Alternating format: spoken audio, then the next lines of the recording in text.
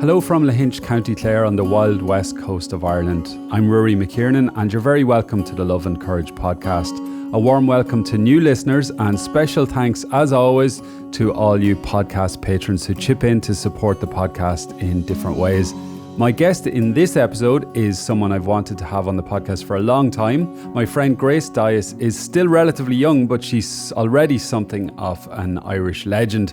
Grace is an artist, an activist, a writer, director, producer and a performer. She's originally from the South Inner City in Dublin. She now lives in Inis Oirr, one of the beautiful Aran Islands off the coast of County Galway. She says it's the best of the Aran Islands in the course of this conversation. Grace has an incredible portfolio of work and award-winning achievements to her name.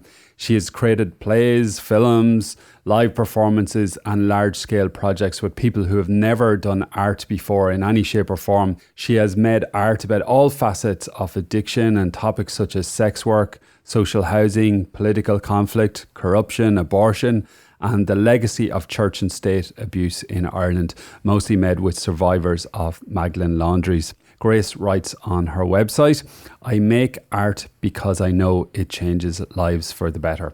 We're about to dive into some of these areas and much more in this rich conversation.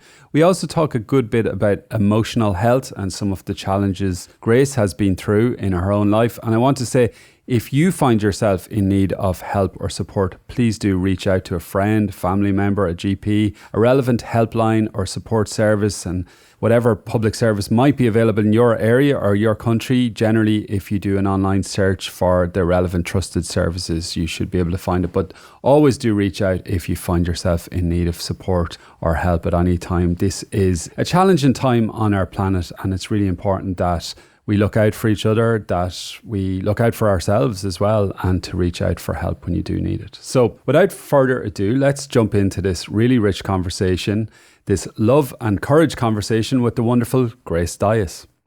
Grace, you're very, very welcome to the Love and Courage podcast. I think the last time we had any major chat, we were probably both living in Dublin, I think. Yeah. And now we're both on the West Coast, and you're on the... I'm the westest. I'm the furthest west. Yeah. So can you tell listeners just where you are and what's around you and maybe how you ended up there? Yeah. That should last a couple of hours. There's a lot in that, isn't there? I won't take it too literally. I'm going to just go with it. Yeah, I'm on Inis Oirr, the smallest and best of the Aran Islands. Around me, I'm in my studio. There's lots of pillows around me that I robbed from my bed that Rory told me to put around me for the sound. So it's kind of a bit gas. I have a lovely lamp. I have lots of stuff from artifacts from previous shows, really ridiculously untidy stacks of books, loads of record cards of different projects that I'm doing. And yeah, I have a lovely Wilson Ledger printed Gráinne Whale. I have a Dolores Whelan Celtic calendar and a horseshoe. And out that, there's a glorious luminous window of sun behind you with sun beaming in. Can you tell me what the landscape is outside your window there? It's the back garden of Martin's family home. There's really nice dry stone walls. There's lots of herbs and different things that Martin's growing. There's actually a chestnut tree, which is rare for the Aran Islands. And yeah, at the front we can see the beach, so we can see straight down to the trough, and there's dry stone walls out there as well. And yeah, it's idyllic.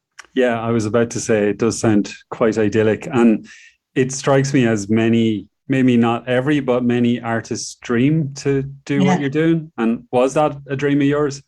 Well, it's funny you should say that, because at the moment I have a couple of other artist friends who live here, and we're all kept busy by all our artist friends coming out for holidays and residencies and all that kind of stuff. Yeah, I don't know. I mean, I was very embedded in Inner City Dublin. That was a big part of my art, ambitions, and what I wanted to make work about was Inner City Dublin, the area around the flat where I grew up. And then I met my husband, and he our first date, we came out here to a festival called Drop Everything, run by Mary Nally, and we came to the first one on our first date, and I'd never seen anything like Inis Oirr before. Now, my mom did tell me that I was here when I was in primary school, but I don't remember. And I just straight away felt like so grounded and so kind of like just the privilege of silence, like the privilege of space. I really was like, oh, I love it here. And then Martin used to ask me for years, would you ever live in a share? Would you ever live in a share? And I was like, no, because I was so in the busy bust of Dublin. And then our housing situation, like many other people, kind of was impacted by the crisis and the boom and the bust and all that kind of stuff. And we didn't have access to the housing that I had in Dublin anymore. So we kind of made the decision to move out here in 2019, and it's incredible. And like, the pandemic has made it a lot easier because you can work from home and there's less FOMO because you can just Zoom people, and everyone's Zooming around now anyway. So, yeah. Wow. You've painted quite a rosy picture there. I want to ask you about sort of a fairly mundane matter, but significant all the same, which is one of the big challenges that I found on the West Coast is, it's cliche to say, but the weather. Yeah. And I can't lie that I do find it harsh. Yeah, in the winter. Yeah. Yeah, the winters are harsh, That's just, but it sounds like you've got an acceptance and so what? No, it's I harsh. don't. I'm only being so positive because it's the summer now. Like I just cope by forgetting things. Yeah, like the winters are tough. Like I often think in this house, because this is like it's a cottage, you know what I mean? That was like, it's like stone walls everywhere. We don't have like heating or insulation or hot water or stuff like that. And I often think, like, how did my mother-in-law, amazing woman, rear all these kids in this house? How did the granny rear all the, it's just such a testament to people's like survival, like, yeah, no, it's very hard in the winter. And so your is it a cottage? Yeah. Yeah, but it's like, I call it a palatial cottage. Okay, because it's fair like, enough. it's very big, but it's a cottage. Yeah, the ceilings are high. Yeah, and a lot of tall people in the family. It's heated by turf fire. Yeah, turf fire, fossil fuels. Yeah, coal. Yeah, it's a whole conversation we could get into, but it kind of is what it is to some extent. Yeah. And like, I was quite struck by your language there around the privilege of silence. It almost sounds like a mantra or a poem or a song or a blessing, or it's certainly like a reflection of implicit gratitude for that. And I remember when I lived in Dublin, particularly when I'd be going into the North Inner City and seeing all the young people hanging out on the street and playing on their bikes and playing on the street.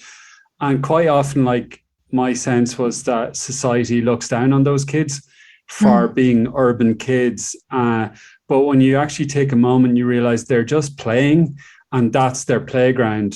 And they don't have green space, and they often don't have even a playground. And what else can they do but be housebound? And like, within that is almost like the privilege of nature, but then there certainly isn't much silence there either. No, totally not. Like, no. But I think when you can find silence even in those spaces, like, you know what I mean? For yourself, like the gift of meditation, like if you have that kind of stuff. Like when I worked in my Ross in Limerick, it's not the same really because it's much more spread out and stuff. But I was just so struck by like the primary school all kind of teach meditation to the kids, like, So there's ways of getting it, like, but and there's also like when I'm in Dublin now, I don't want to be silent, like I want to be talking to everyone, and like there's a real talking kind of thing in the culture. Do you know what I mean? It's like, and I like kids playing out in the back, and I like shouting at them over the balcony and saying, someone's going to get into trouble now. Yeah, I suppose being an Elven, like, that's an interesting one, because you could perhaps consider that like the opposite of the privilege of silence could be the tyranny of silence, in that, in that it could have a sort of a loneliness quality to it, and that many people are craving actually the stimulus and interaction. And I know for myself, I was in London a few weeks ago, and it was really one of my first sort of post-lockdown city outings. And I couldn't get enough of people and gigs and culture and crack, because I'd had so much silence and reflection that I really wanted all that. noise and action. Yeah, And yeah. totally. Yeah. I think what you're saying about the kids though is interesting. Like years ago, like I'm from originally from like Dublin 8, like in between Fatma Mansions and Dolphin House. And for my first kind of play, heroin, I was just really, I was doing like a residency in a methadone clinic, say, like I was kind of just working kind of in there for like good few months, kind of helping out and stuff, but then mainly looking to speak to people about their experiences and stuff. And I ended up doing a kind of an art project with a group of men there about street language. And in exchange, like I didn't get paid for it. So in exchange, I asked them would they help me with heroin, which became the play that I did. But like I remember when we first started working there, and I brought people into the area, like, you know, practitioners in theatre, like, and when we'd walk to the Lewis from the drug team, like around the block to the Lewis, and they'd see kids playing on the street. And I was like, I just was really struck that they were actually really scared of the kids, like very threatened by the kids, and like wanting to walk faster, not able to continue a conversation. Like, and I was like, wow, this is weird. Like, so that was part of, like, we actually ended up having in the piece, like when people walked into the auditorium, there was kids in there, like messing around and telling the audience where to sit and all this kind of stuff, and slagging them was a big part of it. And they didn't know that they were part of the performance, you know? So like that was kind of my way of sort of addressing that. But I've always been really interested in that thing of like that kind of class division that's led to a situation where adults are scared of children, you know? And this containerization, like Fatima was one of the first container flats, you know what I mean? It was like a place to put all the difficult people, you know, like, and well, it wasn't originally, but it became that with Dublin City Council's kind of dumping policy in the 80s or whatever.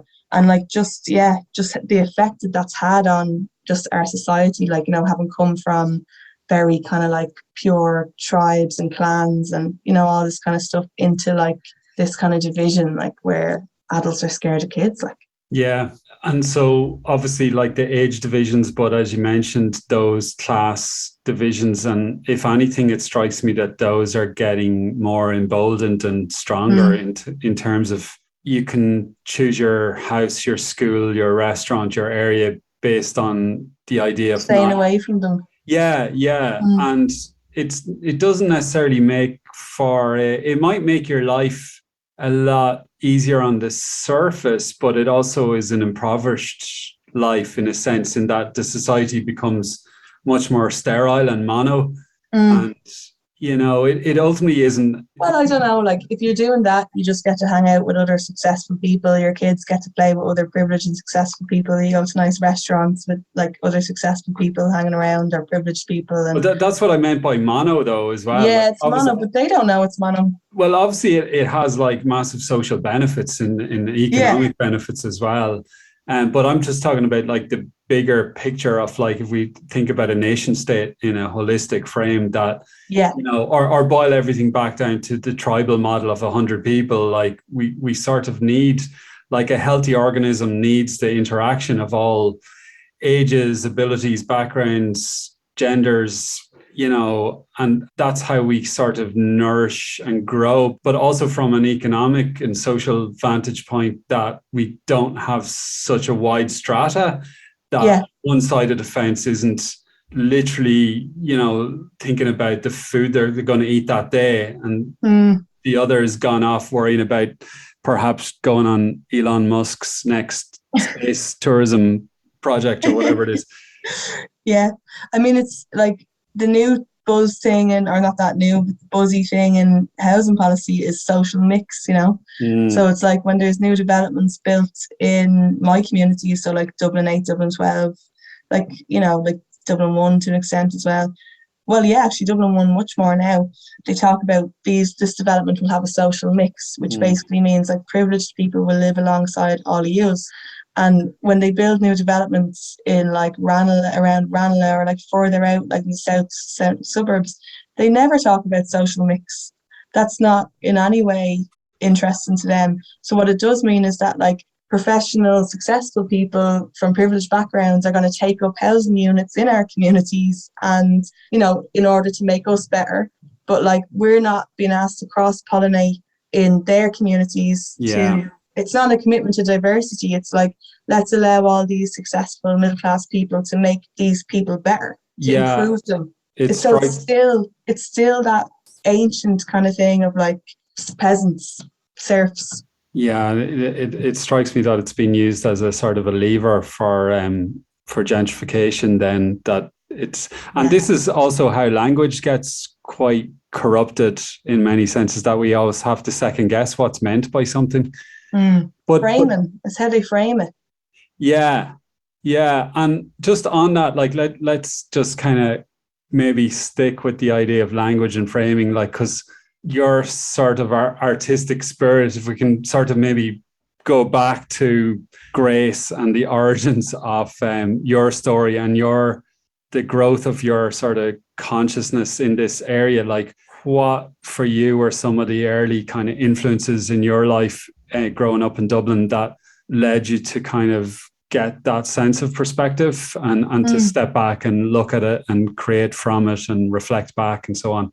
Like, I kind of nearly have to say my man and dad, you know, like my dad's a big community organizer. Like, he would have been involved in setting up kind of community development organizations, and then he set up like the cooperative housing kind of movement. Like, he's part of that. Like, so yeah, like, I mean, the conversations that were had in my house were always these kinds of things, but at the same time, I didn't really understand like the vicious level of it. You know what I mean? I think I was quite protected from that. Like, it's only really when I started kind of making work and speaking to people like Graham Ryle and the drug team, Rail's community drug team, gave me a lecture on the whole history of drugs in Ireland and all the different things. And yeah, like that was kind of like, I think making work was the first kind of time that I started to become really sort of not radicalized, but just really get a bigger analysis on stuff, you know?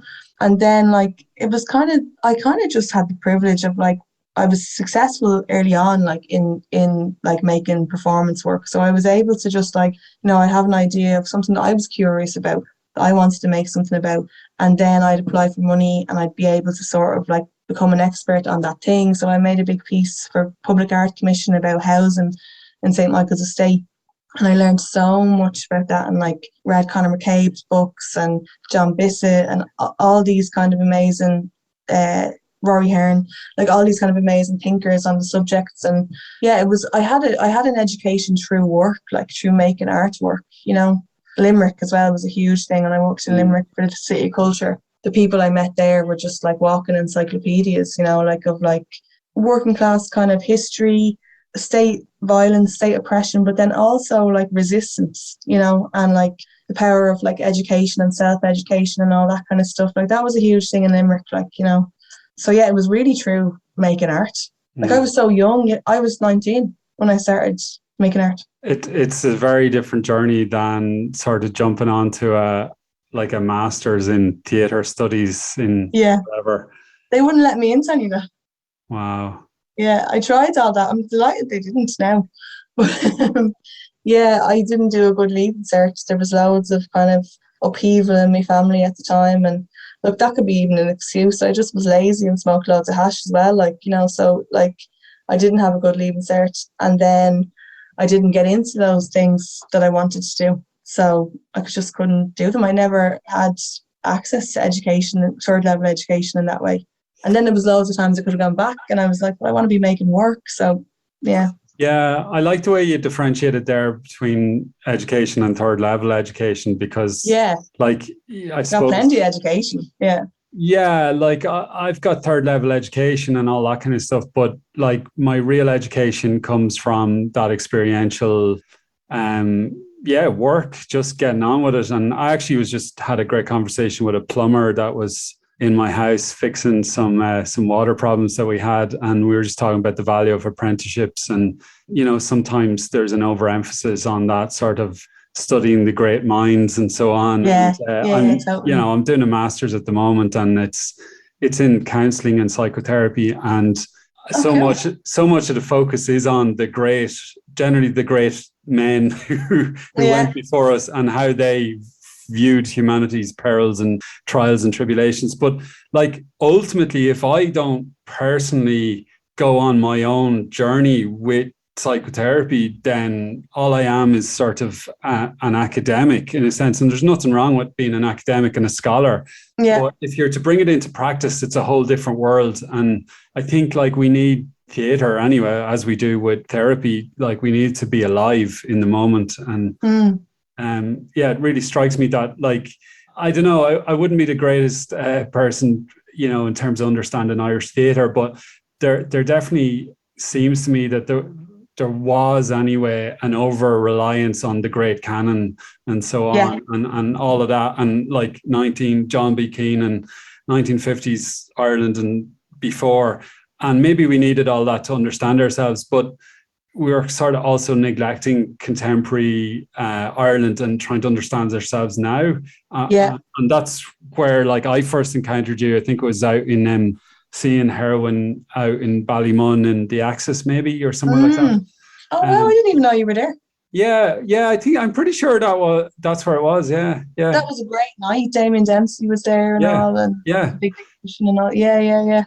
I would have said I first met you on We Need to Talk About Ireland, which is I think like 2 years later. Well, I didn't meet you, but I was in the audience. You encountered me. I encountered the force. I experienced you. Yeah. And I think the performance was like 2.5 hours long or something at that point. Yeah, that does ring a bell. It was very long, but it was good. It was a ritual. Yeah, no, absolutely. Yeah. And the fact that it was in Ballymun as well had a particular resonance there as well. Yeah, it was great. Yeah.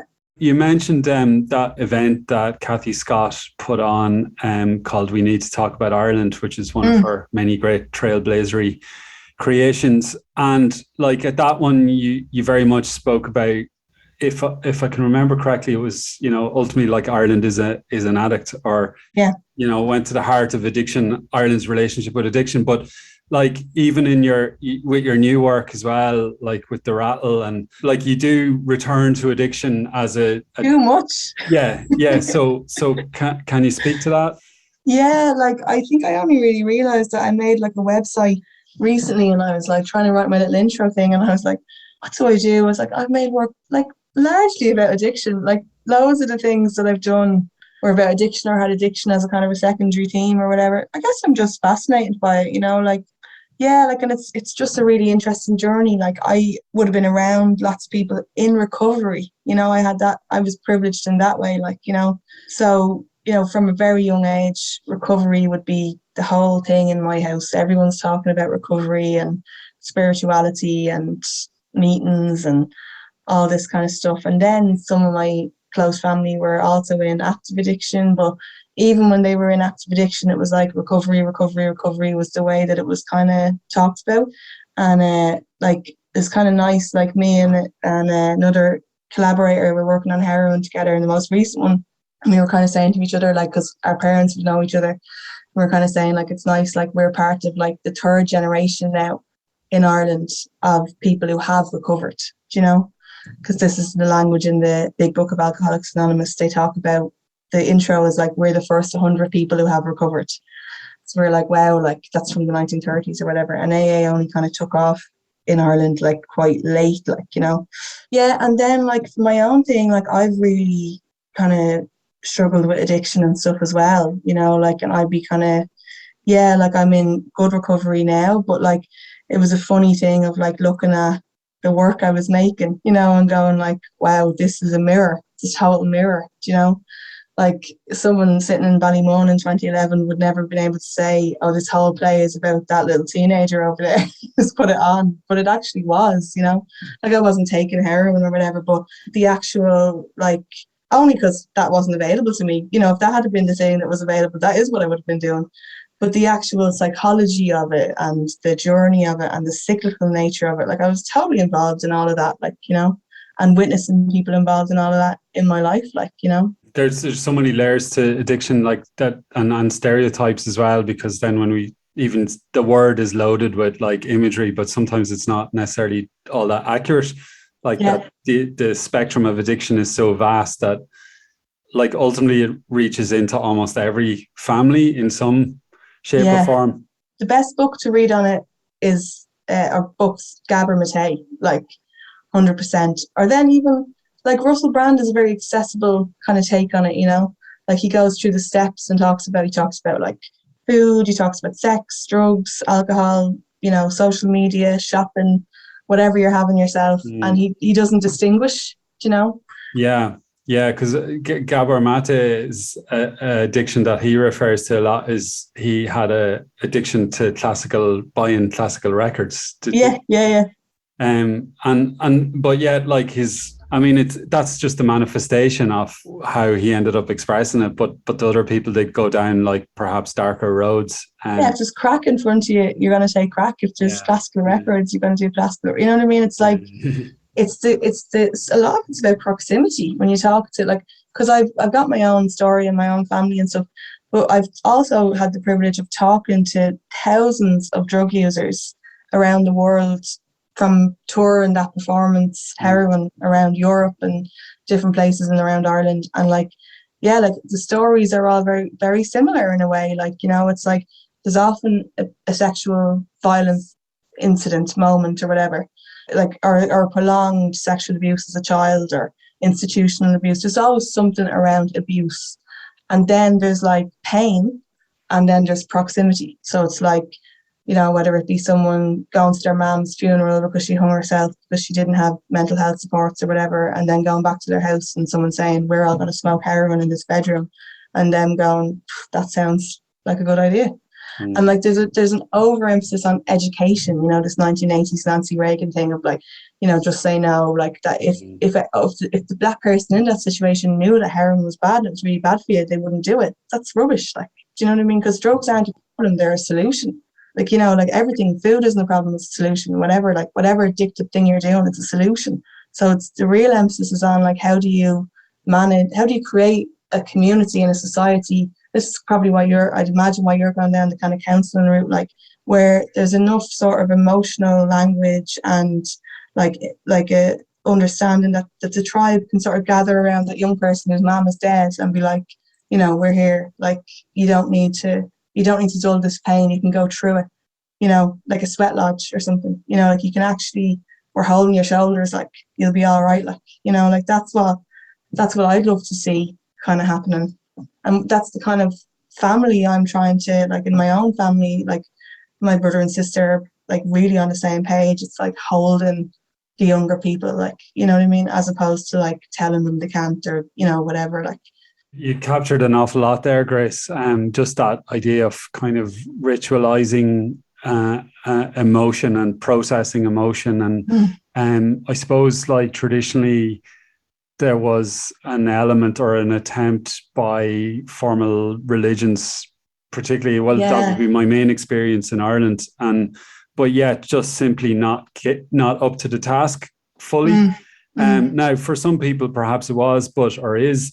But, you know, when it comes to that notion of like, particularly a rites of passage for a young boy or young girl becoming the adult and so on, like the society, like there's a big national ongoing debate now still about sexual health education. Like we're still having that discussion in Ireland. Like it's ridiculous. It's ridiculous. But, you know, essentially about creating spaces for the elders and the youth to gather and go through, as you said, rather than to try and, you know, I once heard it said that, you know, somebody that maybe is attempting like what's deemed to be a risk-seeking behavior or a risky behavior, like they're trying to kind of self-initiate in a sense, rather than be guided and supported in the initiation that they need to go through, which at its heart could be the trauma or the grief or the pain. And, you know, there seems to be this idea that now people have an emotional literacy and access to supports and services, but I think at some level we're kind of kidding ourselves about how mainstream there's that no is. access. There's no proximity with that stuff. Well, there probably is for some people, so that maybe sets a false narrative. That as in people who have money. Because you know, I don't even think of them because I don't know any of them. You need to pay like up on €80 to talk to somebody, or to some people. But even if you have money, it's very hard to access as well. Like there's a lot of I just know from friends of mine, like there doesn't seem to be a lot of therapists available. Yeah, well, that's certainly a factor. And to add to that, a lot of good therapists available, because it's quite an art in itself. And it can be so detrimental if you get the wrong person. Yeah. I haven't quite figured that one out. I'm still working my way through it. I have been through a few therapists myself. Yeah, same. Yeah. Probably the same ones, unfortunately. Maybe, Because but there is people, isn't that how it works? Like for me, that's how it works. When I wanted to go to therapy, well, first of all, my sister sent me when I was like 12 or whatever. But then I wanted to when I was looking for other therapists, I'd ask, people around, activists, artists or whatever, and I'd get names and I'd go to them. Do you know, that kind of way? And then lots of people I knew were also going to them, or, not just one, like loads of different people, like over the years. And that's kind of interesting. And if you look at that in a tribal way, it's like we're the tribe who are doing this kind of stuff, like change, like social change work in different forms or whatever. And then this is our sort of tribal therapist, wisdom, sage person. So it's kind of interesting, but it doesn't really follow good therapeutic. It's supposed to have separate, I guess. I mean, you know more than I would. The net gets a bit too knotted and entangled, and there definitely is some risk to that for sure. And then you mentioned meditation earlier, so that strikes me that you've also kind of come to the understanding in yourself that self-therapizing and self-development beyond seeking external supports and services, that that's an important road to go on. And how important has that been for you, and how has it informed your work and your art? I think for me, this goes back to something I kind of hoped would come up, because I thought I'd like to hear what you think about it. But we have a mutual friend, Dermot Ling, and when I worked with him, he was talking about the sickness is the medicine, so sometimes the thing that feels awful is the thing that's going to help you the most, kind of thing. And it was definitely kind of like that for me. And then I kind of thought about it recently, and I was like, if you're not sick, the medicine can be the poison. Do you know what I mean? So it's like, if you don't need the medicine. So if you take that in terms of like alcohol, say, for example, I was explaining this theory to my friend over a pint of Guinness last night. You yourself a pint of Guinness. I was like, if you don't need that, but you're drinking it, then you feel like, oh, what am I doing this for, or whatever, And I think for me, my journey with therapy and self-help and all that was classic compulsive addiction type way of approaching it for a long time, where I was like, I need to go to all the therapists. I had times in my life where I had 3 or 4 different people on the go. I had coaches, I had shamanic people, I had psychotherapists, psychiatrists, all this kind of stuff. And actually that's not the way to be doing it. You know what I mean? So now it's kind of well, it wasn't the way for me to do it. So now it's I think therapy and meditation and all that stuff kind of fulfills a spiritual need for me. And I think addictions are ways of coping when you don't have spirituality. That's the piece that I would kind of see. The 12 steps would be very much about that in AA. And the 11th step of AA is all about prayer and meditation and all this kind of thing, because you need that to stay sober, stay abstinent, or whatever your kind of thing is. So now that I'm in a brilliant stage where it's about spirituality. So the meditation's about spirituality, the therapy's about, life coaching to a degree, but it's also about connecting with myself on a spiritual level, so that's where I've arrived with it all. Well, you definitely strike me that you've arrived there in a very sort of coherent and you're very calm and confident and assertive when you talk about spirituality, because particularly in the modern Ireland of untangling ourselves from all sorts of institutional challenges and so on, that many of us kind of start talking about spirituality with trepidation, and and that ultimately many people have a knee-jerk reaction and hear the terminology and sort of want to run for the hills or say, oh no, what are you selling me? And cults. It's cults. Well, a bad name. Can you talk to me about what is spirituality for you? For me, and this is classic 12-step stuff. For me, it's a higher power. And so the higher power for me is not God. I don't believe in God. I believe in Jesus and Mary Magdalene and all those characters, you know. I think they were real people who walked the earth, and then nice stories were written about them, and the stories have good moral psychology if you dig into them, and they're interested in art and stuff. But I don't believe in God. I believe in like a higher power in the universe. So sometimes I think it's the universe. There's things that Martin reads about that he tells me, and I go, oh yeah, that's cool, like the Higgs particle and all this kind of stuff. I don't really dig down deep into that Okay, kind of so stuff. he's more in the quantum physics end of the... Yeah, or he's much more like, let's prove things, but then also believe in them. I'm much more like, let's believe in them and whatever. It's a higher power in the universe, but it's also really, this is what I think it really is. It's a higher power within me, you know. So I have a highest possible good self, and then I have a lowest possible good self, you know. So it's, if I tune into what's my higher power, like what's my highest vibration, like where everything is for good, where not for, you know, but like for good actually. But if I tune into like what's my kind of ego based, everything is selfish, everything is for me, you know, and I can spend months like that, you know, like it's not, I'm not in any way accomplished in these matters, you know what I mean? But it's like kind of an eager kind of student of people who know more than I do. And like I look at people and I think they have what I want, you know, so whether that be people in 12 steps or like different kind of spiritual people, you know, around in the kind of sort of tribe of like the people I engage with. Like I did amazing meditation course with Susan Quirk. That was unreal. I've had like a lifetime of teaching from like Mary Kennedy,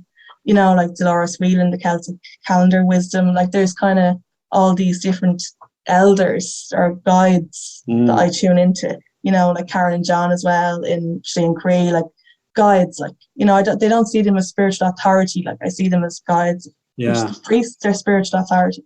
So 4 out of the 5 people you referenced there are women. You know, well, you know, you brought in Karen Ward and John Cantwell at the end, but like, you know, there's a dominant sort of connection with women. Perhaps I don't know if there's a relevance to them being older or not.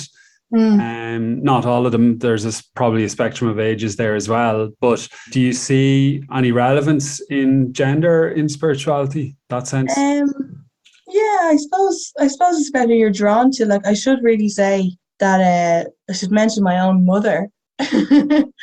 Always mentioned. Always good, Inis Oirr. It would be a similar type of person to all those people that I referenced there, and obviously would have been the main sort of like spiritual guide in my life. But yeah, I don't know. Like I think it's who you're drawn to. Like at different times in my life, I've been like, fuck off. I want men around me. Do you know what I mean? I've been like, I don't want any more women saying things. You know, I want to be fully in the masculine because I've done work that's required that kind of razor sharp warrior lens, you know, whereas it's what you need at different times, isn't it? And it's all about balance. So you're sort of getting into yin yang territory that you need much yin, more yang needed. Yeah, totally. And so just go back to your mother for a minute and tell me a little bit more about her. So her name is Melda McGrath Dyas. She is an artist, a writer. She went back and did a lot of education when I was growing up. So she studied English, then she studied race and ethnicity. That was very influential, that kind of work. And she's very, like, she's always helping people, probably on a spiritual kind of level. Like, you know, she's big on recovery and she's big on it and loose on it at the same time. She's not rigid about it. Do you know what I mean? But when she's rigid about not drinking, not doing drugs, not, you know, like she's rigid about that. That's the one thing. Like, but all the other stuff associated with it, she's not like, you know, yeah. And she sends me like a spiritual thing every day, some kind of nice little life thing or whatever. And she just gives really interesting, good advice. Like, you know, she'd kind of surprise you with the advice, like, you know. Oh, that's amazing. Well, so when you say she sends you stuff every day, is that like on a text message or an email? Yeah, we have like a family WhatsApp group, and it's like quote of the day stuff from your mother. No, like, some of it's like a meditation teacher that she had sends a daily email, and sometimes she sends like a link to that, or sometimes it's something from like the Big Book of AA, or sometimes it's something from like Maya Angelou or Marianne Williamson or different kind of things like that, like Yeah. women who run with wolves, all sorts of stuff. A lot of She's a big female, feminist. a lot of She's a female very big references feminist. there as well. Yeah. Yeah, yeah, yeah. And feminism, how important is feminism to you? I was only talking about this with my friend the other day. Like, just, I think it's all very interesting, the new landscape of gender around trans rights and all this kind of stuff. So I was kind of like, I don't know, like, it's still very necessary to be feminist and to have feminist activism. But I wonder, should we be moving beyond gender in all of these things and talking about equality? Like, do you know what I mean? I don't know. Maybe I'm totally wrong for that. This is just a question that we were kind of asking. But like, I think, yeah, like it's been very important for me. I was very concerned with it for a very long time. I got involved in a major way, like with the kind of, I suppose people would say that I kind of set the ball rolling on the Me Too stuff in Ireland. So I was consumed by it then. Do you know what I mean? How important is it to me on a day-to-day? It's one of the things I work on. Do you know what I mean? Like, it's not, I wouldn't call myself like a feminist activist, there's other things, I'd be much more pigeonholed into a class space, I think, working on class issues more than specifically feminism. But at the same time, and to be honest, sometimes I've been kind of really burned by the feminist movement in Ireland, like in a way that's left me kind of, like I once called them the garden party feminists. They didn't like that. But like, I suppose the leading people are kind of very privileged and middle class and all this kind of stuff. And I'd often be kind of raising questions about like what, like for a woman in a housing estate in Moyross or South Hill or whatever, or in Sheriff Street, feminism in the way they practice it is a complete privilege, but they're probably the most feminist people you could find, because in working class communities, women are matriarchs and they look after other women. Like, I always remember one of my relatives talking about working in a big office in the 80s, and she told me when I was working on a piece around abortion rights, she was like, if someone got pregnant back then, what we used to do would be to go around with just a little envelope and be like, we need money for Sarah, she has to go. They wouldn't say like, go to England for an abortion, like, she has to go. And then people would put in loads of money, and I've done that for friends. Like, so like, to me, that's amazing feminist solidarity and like just doing it, like that's it's just doing the feminist piece, as opposed to like maybe talking about it for a long time, being in a club associated with it, wearing a badge, like all this kind of stuff. That's all brilliant as well. But like, yeah, I suppose as well, it's so urgent, isn't it? Because like, male violence against women, absolutely massive. You can see like so many reports of that all the time. People being like raped, killed, coercive control, all that stuff, so frequent that I want to approach that with a kind of a like, we have to do something about that that's urgent and immediate. And sometimes the discussion around other things and can just feel like you're having a laugh, really. Do you know what I mean? Like in some spaces. Now, obviously, that work has been amazing as well. Do you know what I mean? And like, loads of those people are the reason that we have all the rights we have now and all that. I'm not diminishing that on any level, but like, I'm an upstart. So this is kind of stuff that I say. Do you know what I mean? So like, don't mean any disrespect, but like, it's kind of like, those are my kind of feelings about the whole thing. I feel like I said loads there for hours. Sorry.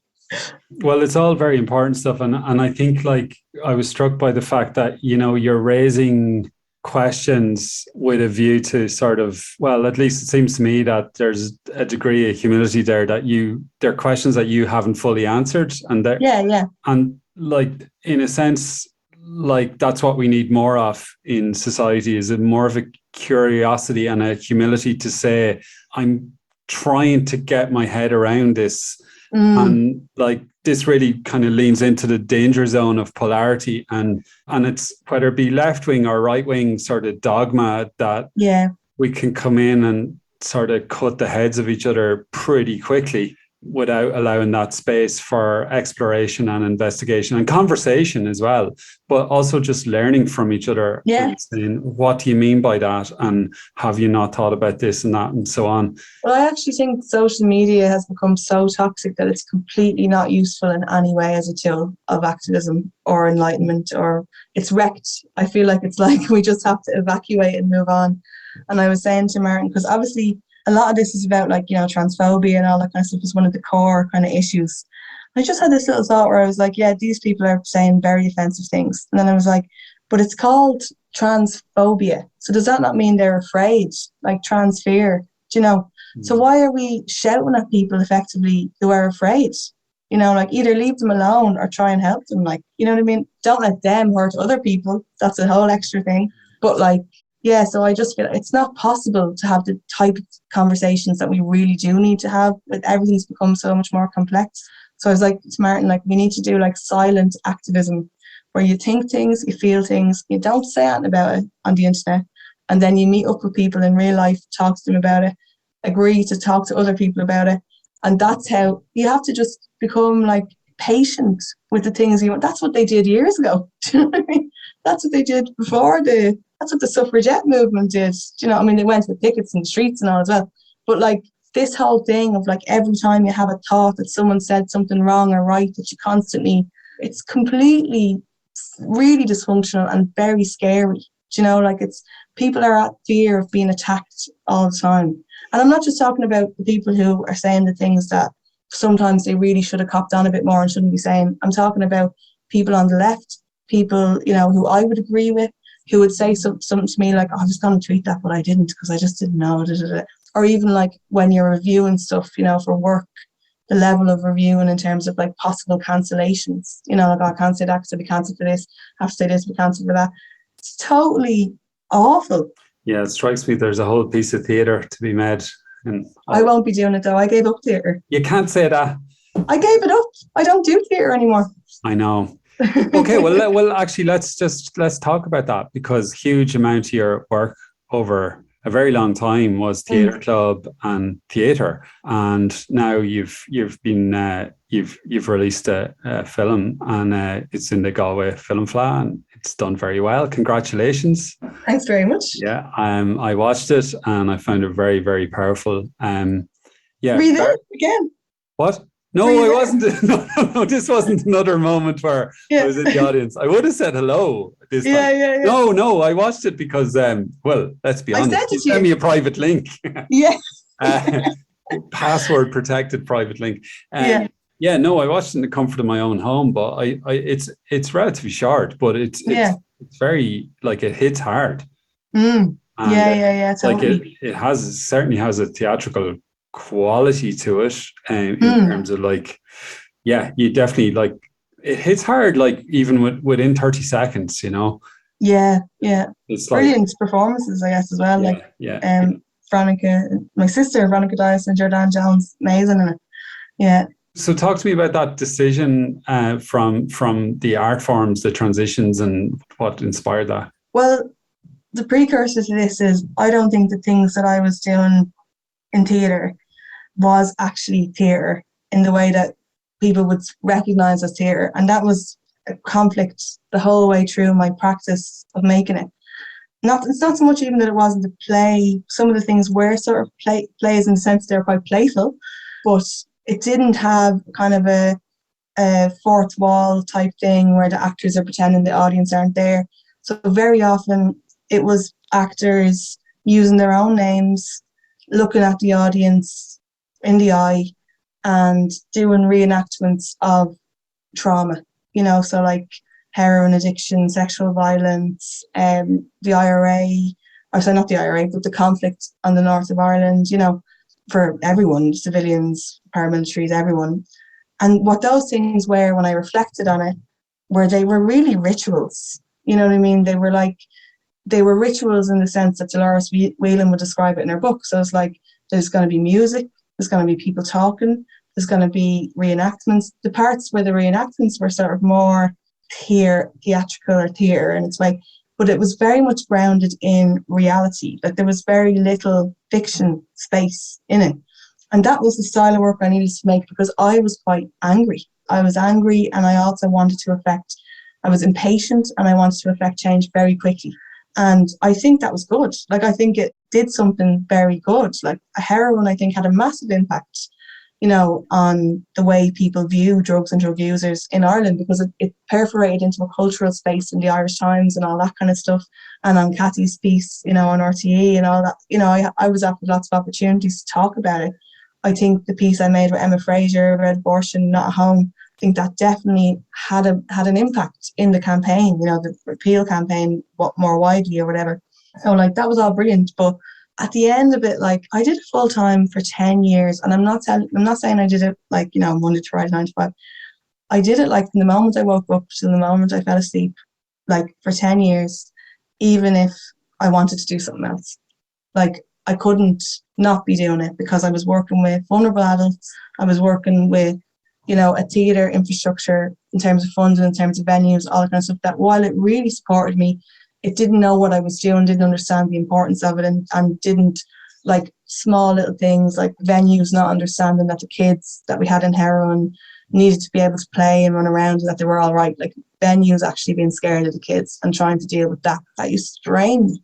Or like, just little things like that, just that clash of like ideals or whatever, or just not getting each other as well, And look, they're all brilliant people that I worked with, like incredible people who I'd still be very close to today, like, and who still support me with my artwork now. But like, the sad thing is that the majority of people in positions of power in the arts are from a middle class world, if not quite privileged, And the other piece of that is that the majority of people receiving a wage for making art, making theatre, like curators, managers, people with jobs in offices, and artists earn very, very little and have to fight over scraps all the time and have to do lots of unpaid work and unpaid labour. And I ran a theatre company, like I ran it. Like I was the kind of, even when we had other people in sort of supporting and producing and stuff like that, and other company members would try really hard to kind of take on roles and work and stuff, but because I had become this figurehead, like I was the one people wanted to talk to, like it was a whole kind of a piece.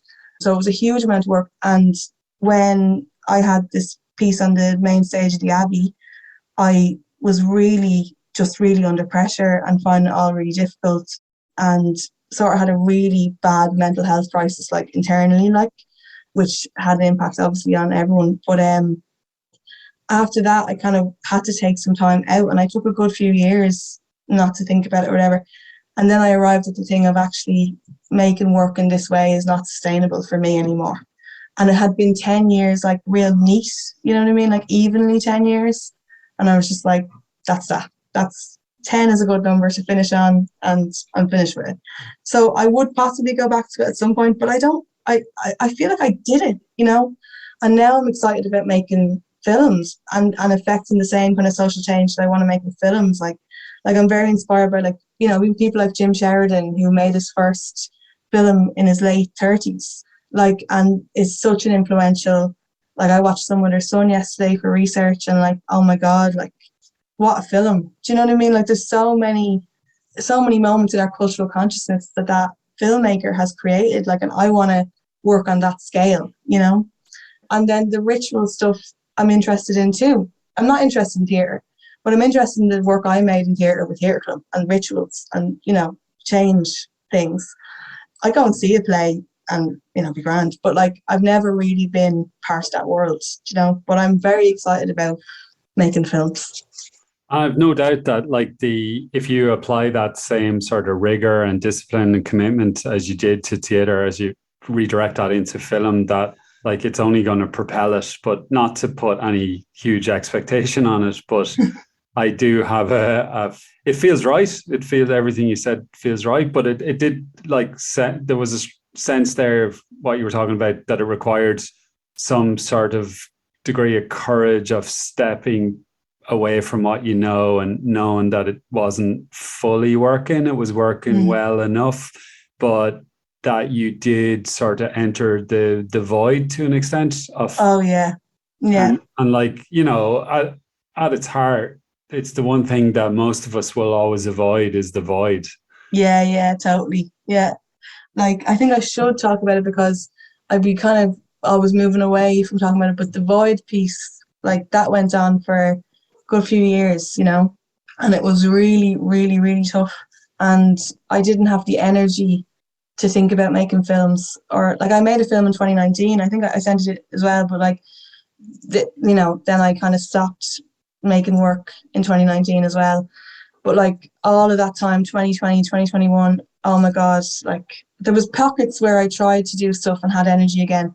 But a lot of the time I was just severely burnt out and like really, really depressed. Like I was walking around the island and I was thinking about like putting rocks in my pockets and jumping into the sea, like on a regular kind of basis. And the only reason I wasn't doing that was because, I love my husband so much and I was thinking like, oh no, I was tethered to here. Do you know what I mean? But I just want to be really honest about that because I think like it's important for us all to know that other people feel like that too. Do you know what I mean? And like, yeah, like it was so bad. And luckily I have an amazing family around me and but to be honest, everything in my life changes when there's a kind of a crisis. Like when I left theatre club, when I left theatre, that was a crisis. Like, it wasn't like, I wish it had been, as you say, courageous, stepping back and evaluating things and going and saying to everyone, look, I'm finished with this now and thanks so much. And this is such an amazing experience. I really wish I had been able to do all that, but I just wasn't. It was like, this is making me so unwell. I have to get away from it. It was like, I felt like I was in a burning building and I had to run out. Yeah. And then having that time to kind of process everything and kind of going like, the burning building was me. It was inside me. Do you know what I mean? Like it wasn't, and now I'm stuck with it. I can't jump out my own skin. You know what I mean? So I was like, yeah, I needed, like, eventually then I had the crisis, in the opposite direction of not being too busy, but then being too still. And like, like then I was like, right, this needs to change. And luckily I found some tools that have really been helping me, like meditation and good food and good recovery. And like a huge thing is art, making art. Like that, when I wasn't doing that, like I was like, oh, what's wrong with me? What's wrong with me? But actually, as soon as I started doing it again, just, allowing art to happen to me, rather, like turning up with a blank notebook, going in next door to Rory's, which is a little cafe next door, and like just sitting there with a blank notebook, writing. And like, at first it was horrible. And then after a few days, I was like, this is amazing. Why wasn't I doing this all along? That's what I have to be doing. Do you know what I mean? So, yeah. Jeez, there's a huge amount there, Grace, and I'm so glad that you're still with us, because like I'm just that image of you walking around the island is pretty stark, and Yeah. It's quite disturbing to think of people we know and that they can be going through that without us knowing, and yeah. And I suppose that brings us back to this question of the connectivity and the tribes and the access and the awareness of people to be in contact and looking out for each other, and the skill sets that are required to watch out for people, because I'll be very honest and say, like, my sense of you was like, oh, Grace is clearly sort of burnt out, but there seems to be a messaging there that she's like wants to be kind of uncontactable. But there's possibly a grey zone there where people do maybe want their solitude. We're back to this solitude question. Yeah. But like, at what level is solitude healthy, and it needs maybe just someone to pierce it now and then to check in? And I'm not saying like someone checking in is going to resolve any of this, but yeah, I think it was like, like I'm talking about tribes all the time lately, and I'm fixated with that idea of a tribe, different tribes that I'm part of and stuff and how they work. And a person in recovery, actually, we were talking about it recently, about that there's a certain section of recovery work who is like a herd. And I was like, a herd is a good thing, because in the herd, you'd kind of look around, I'm sure, I don't know what the psychology of animals is, but they kind of look around and go, who's not with us? Oh, hang on. Need to go back and get that person. And this recovery person says, like, get back in the herd. Like, if you haven't been at a meeting, you want to turn up, she's like, you're back in the herd now. And you're like, okay, great, I feel good, I'm in the herd. And it's like that thing of like talking earlier on about like a young boy and like, people holding his shoulders or whatever, that kind of thing. I think like it's like being able to walk your own path, but then at the same time, people kind of turning around and going, are you there? Are you with us? That kind of way, because like too much solitude isn't good. Like if you look at ancient wisdom, do you know, that kind of way, like just being, now I was here with Martin, which was amazing, but like, it's difficult on this island in the winter for people to sort of congregate and stuff like that. So I didn't have any women for so long. I didn't have any women to talk to, like, which was mad. Like I could talk to them on Zoom or on WhatsApp or whatever, but I didn't have women to sit with. And that was a big loss. I talked to my mum, I talked to my sister on the phone or whatever, but we couldn't get off the island as well because it was lockdown. So I actually went then on a pilgrimage to see my friend Carol Halloran in Limerick. I was like, I have to get off this island and see her. And that led to a real kind of, they say like not a breakdown, a breakthrough.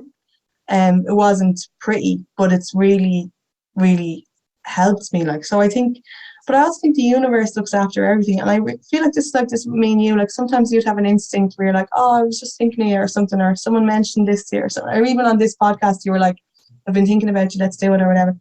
I feel like that's part of the spiritual herd. You know what I mean? We can't all be beside each other, but we're able to kind of go, how's that person going? Or what's going on with this? Or you get a feeling and you do it like, and like Emma O'Kane is a choreographer that I worked with a little bit in theatre, but she's much loved. And she passed away of cancer last year. And she wrote her own eulogy, She was like, your good wishes are real and they mean something. So if you just even go like, I hope that person's okay, like that's a huge thing to do. You mentioned Mighty Martin, but can we take an extra moment for Martin? Some like, let's just take a Martin moment. You met him, you have met him, haven't you? I've met him briefly. So I've never like in my mind, I've more like heard about Martin and so he's like not quite a fictional character, but more like a mythological character in that like he's the stuff of legends. But I definitely get a huge sense of like a great love between you. And this is the moment where he cringes when he listens, if he listens. But like I'm not queuing you up to say and you don't want to say it, but he's a huge part of your life and has been for a long time, and yous are married. And can you just maybe talk a little bit about him and how he fits into the grand scheme of things? You have done already a bit. Yeah, I feel like I mentioned him loads, like I'm a fangirl of him, but I am a fangirl. I think, so Martin Sharry is my husband, and he is a poet and a playwright and an artist. He has a really good Instagram called Aran Islander, where he does visual art about the island. Check it out, it's very interesting.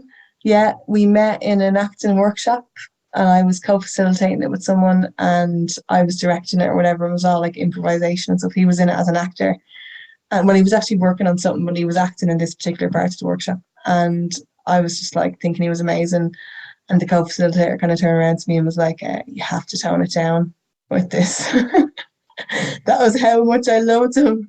And then we were driving back to Dublin and the guy I was working with just was like, do you like him? Like, you should go for that or whatever. And to be honest, to be fair to him, I actually never would have unless I had that little nudge. Really? Because I wasn't interested in romance or I had no awareness like that. You know what I mean? I was very cut off. Like, so at that point, then I sent him an email and said, like, do you want to go for a drink sometime? And then he replied to everyone who was on the workshop and said, yeah, we should all go for a drink sometime. And I was like, oh my God, that's so embarrassing. He doesn't like me. How did that happen? And then he just did it by mistake. And then I sent him another message. I had to send him another email and be like, I only sent that to you. And what I meant by we should all go, would you like to go for a drink was like, I really like you. And then he replied just like a smiley face and his phone number. And then we just started texting and all.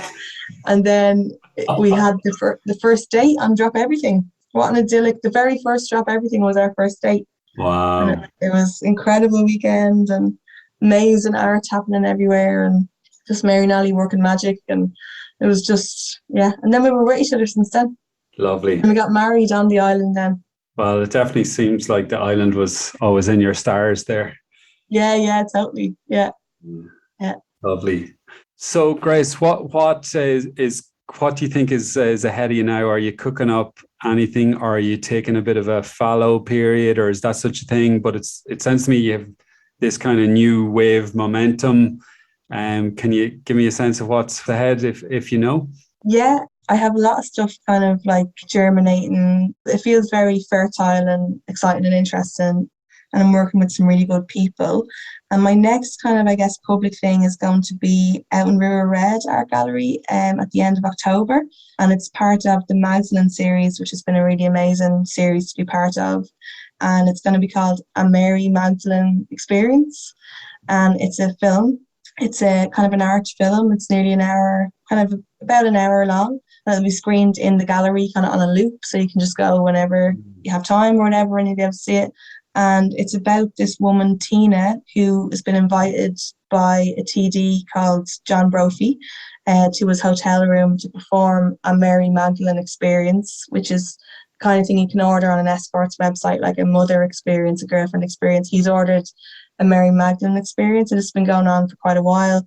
And how Tina kind of copes with it is that she's become very kind of serious about these experiences. She's researched a lot about Mary Magdalene. She's created very involved costumes. And while they're involved in one of these experiences, his mother comes to the hotel room, catches him. And then on top of it all, they check their phones, and a lot of women start to kind of speak about his behaviour on social media, and he's being kind of held to account with the Me Too movement. And it kind of culminates in an artist asks him to be part of an exhibition where he would be on a cross, kind of being crucified as a kind of a performance art piece. So that's the kind of story of it. And then lots of other brilliant things happen that I won't tell you about, but that's the story of the piece. Yeah. That is full on. I need to see that. There's a lot going on there, a hell of a lot. Wow. I can definitely see the culmination of all the different strands of your work to date and coming into that. And yeah, totally. It's like a kind of a medley, isn't it? Like all the different colours that I paint amazing. with. Like, and very interesting that it would coalesce around Mary Magdalene as a figure as well. So yeah. Excellent. Wow.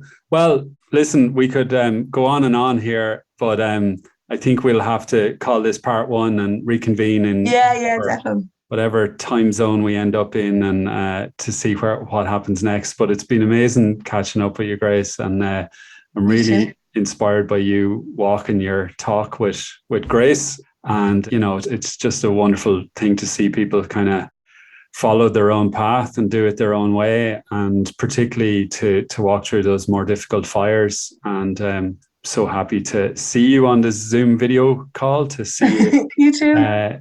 Radiating as well. Lots of, and I should say, not to be super, naff or whatever, but you've been an incredible support to me in everything that I've done.